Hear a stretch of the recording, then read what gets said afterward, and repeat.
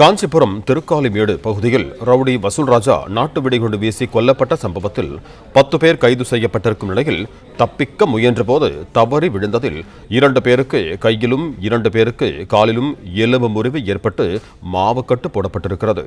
கூடுதல் விவரங்களோடு இணைகிறார் எமது செய்தியாளர் ஸ்ரீராம். வணக்கம் ஸ்ரீராம், உங்களிடம் இருக்கும் தகவல்களை பகிர்ந்து கொள்ளுங்க.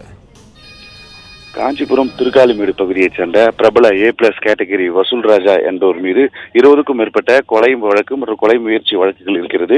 இந்த ரவுடி இடத்தை பிடிப்பதற்காக கல்லூரி படிக்கக்கூடிய இளைஞர்கள் இந்த கொலை முயற்சியில் ஈடுபட்டிருக்கிறார்கள். 40 பேரிடம் இந்த விசாரணையானது மேற்கொள்ளப்பட்டு அதில் 10 பேர் குற்றவாளிகள் என கண்டறியப்பட்டது.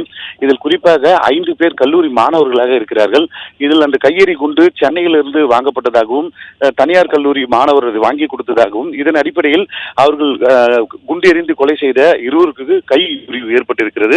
அதே போன்று 2 தப்ப முயன்ற போது கால் முறிவு ஏற்பட்டிருக்கிறது. இங்கிருந்து பொன்னேரிக்கரை செல்லக்கூடிய பகுதிகளில் அந்த இவர்கள் கூட்டமாக இருப்பதாக கண்டறியப்பட்டு தனிப்படை போலீசார் அப்பகுதிக்கு சென்றனர். அப்போது சென்றபோது அவர்கள் அங்கிருந்து தப்பி ஒழிக்க முயற்சி செய்திருக்கிறார்கள். கிட்டத்தட்ட 20 அடி உயரத்திலிருந்து குதித்ததன் காரணமாக 4 பேருக்கு கை கால் முறிவு ஏற்பட்டிருக்கிறது. அதே போன்று மற்ற 6 கைது செய்யப்பட்டிருக்கிறார்கள். இதில் சிறார்களை விசாரணை இருந்த நிலையில் அவர்களை இந்த வழக்கில் சம்பந்தம் இல்லைன்னு அவர்களை விடுவித்திருக்கிறார்கள். தற்போது 10 பேர் கைது செய்யப்பட்டு இங்கிருந்து புழல் சிறைக்கு அழைத்து செல்லப்படுகிறார்கள். அதே போன்று குறிப்பாக குற்ற சம்பவங்கள் அதிகமாக நடக்கக்கூடிய பொய்யாக்குளம் திருக்காலிமேடு பகுதிகளில் ரோந்து பணியில் போலீசார் ஈடுபட வேண்டும், இது போன்ற சம்பவங்கள் இனி நடைபெறக்கூடாது எனவும் தொடர்ந்து போலீசார் கண்காணிப்பு பணி ஈடுபடாத காரணத்தால் தான் இந்த சம்பவம் நடைபெற்றதாக அப்பகுதி மக்கள் தெரிவித்திருக்கிறார்கள்.